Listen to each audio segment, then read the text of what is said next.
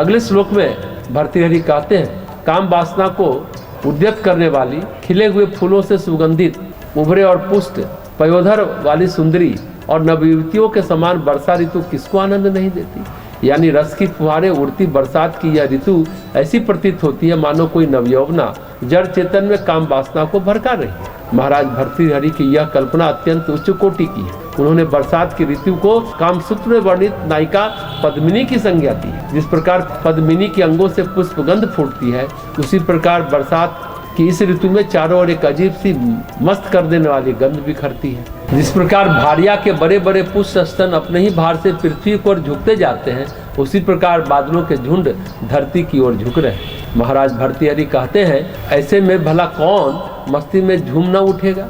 सचमुच ऐसी पद्मिनी जैसी अल्हड़ बरसात किसके हृदय को हर्षित नहीं करती और किसको आनंद नहीं देगी। बसंत से ग्रीष्म, ग्रीष्म से अब वर्षा ऋतु में आ चुके हैं भर्तृहरि। ये वर्षा ऋतु का आनंद उनको मिलता है जो महलों में रहते हैं, जो भटक रहे हैं जंगलों में। उनके लिए तो वर्षा ऋतु प्रलय ही लाती है, परेशानी ही लाती है। जो महल में रहते हैं उनके लिए वर्षा ऋतु आनंददायक है। तो श्रृंगार शतक में स्त्री सुख, बाकी तो सब कुछ है, लेकिन बड़ा कमनीय चीज है वह है भर्तृहरि का काव्य कौशल, कवित्व कौशल।